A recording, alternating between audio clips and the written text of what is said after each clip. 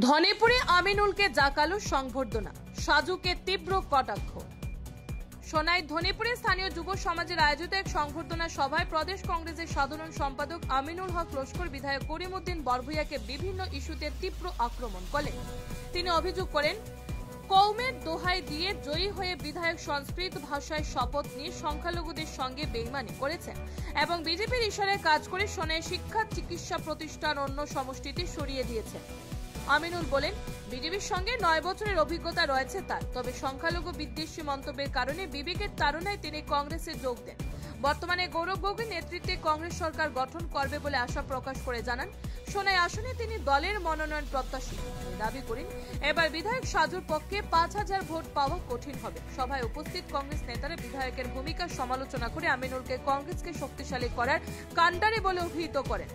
অনুষ্ঠানের শুরুতে স্থানীয় যুবকরা গামছা ও চাদর পরিয়ে আমিনুলকে সংবর্ধিত করে সভা শেষে শান্তি ও সম্প্রীতির জন্য দোয়া অনুষ্ঠিত হয়। Bureau report, Nababarta today. ধারণাটা শেষ হয়ে গেছে। আমি ধন্যবাদ জানাই দলিপুরকে, যে দলিপুরের লোক, আমি আজকে জানাই দলিপুরের লোককে স্বাগতম জানাই যে তারা আমিনুল লস্কর বিরোধী নয়, তারা বিজেপি বিরোধী ছিলেন। এবং আমার আশা তাদের কাছে যে একবার আমরা দিল থেকে গিয়ে এই আগামী নির্বাচনে যেন 1000টা ভোট আমিনুল লস্করকে দিতে পারি। কারণ আজকে যে বাড়িতে একটা মিটিং হচ্ছে, সেই বাড়িতে আমি যখন ওয়ার্ড কমিশনার ছিলাম 5টা EMI ভোট দিয়েছি। 5টা ভোট দেওয়ার কারণ আমার পিছনে এই বিশাল এক ব্যক্তি ছিলেন। আমি কাউকে কোনো কিছু দিতে ভয় করিনি, কারণ আমার পিছনে বিরাট একজন ব্যক্তির হাত ছিল।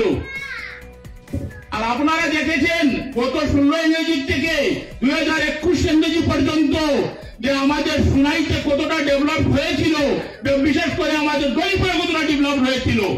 এবং 2025 শেষ হওয়ার পথে আর 5 মাস পরে আমাদের নির্বাচন। বর্তমানে যিনি বিধায়ক, আমি ওনাকে গালি দেব না। উনি বলেছেন যে আমি ওনাকে বেশি গালি দেই না, আমি গালি দেইনি কোনোদিন।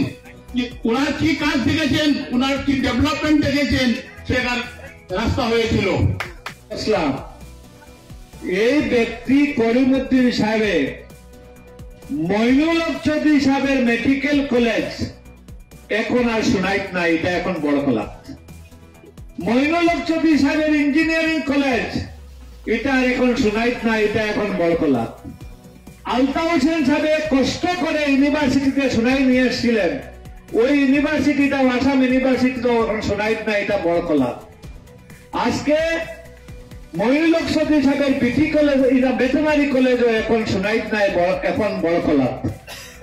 আজকে বিটি কলেজ, দুইটা বিটি কলেজ, একটা উত্তর কৃষ্ণপুর বিটি কলেজ, একটা শিলকুড়ি বিটি কলেজ, দুইটা বিটি কলেজ এখন, একটা শিলচরে আর একটা এখন আপনার বড়খলা।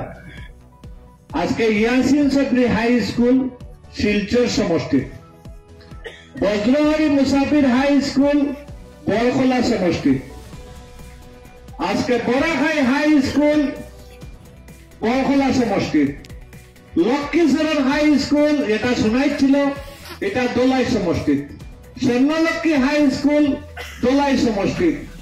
আজকে যে কয়েকটা শিক্ষা প্রতিষ্ঠান ছিল সোনাইতে, মইনুল হক চৌধুরী সাহেব থেকে শুরু করে আমি পর্যন্ত, আমিও যেটা মডেল কলেজ করছিলাম শিলকুড়িতে, এটাও এখন দোলাইতে, সব শিক্ষা প্রতিষ্ঠান উনি এই যে অ্যাসেম্বলি ডিলিমিটেশনের সময় সোনাই সমষ্টিকে সুরক্ষিত রাখতে পারলেন। সোনাই করলে বিজেপি আমি জেলা চিনবো আর অরুণোদয় ফর্ম বেশি পাঠিতে এরা কি বেশি চিনবানি করছে। আমি বিজেপির গড়ের হরি কিলা, হোর কিলা, নরম কিলা, বাসুর কিলা আমি সবচেয়ে বেশি চিনি।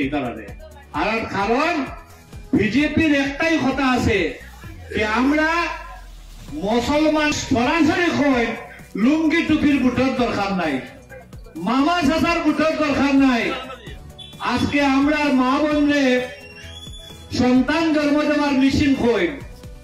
আজকে আমার ভাই হল যারা বিজেপি করই, আমার মনে হয় তার গড়ে যে মা আসন বইন আসন, এরা হয়তো যদি সন্তান ধর্ম দেওয়ার মিছিল হয় তা আপনারা বিজেপি করেন, আপনারা সেলুট। আর যদি সন্তান ধর্ম দেওয়ার মিছিল না হয় তা আপনারা বিজেপি ত্যাগ করে আইন। কারণ আমার বিজেপি যেটা দিছে আপনারা আমার পরিমাণে 1% দেন না। আমি আমার বিজেপি এমএলএ ডেপুটি স্পিকার ইলেকশনে হারছি, এরপরে মাইনরিটি কমিশনের চেয়ারম্যান করছে, সরকার দলের মাইনরিটি কমিশনের চেয়ারম্যান আমি।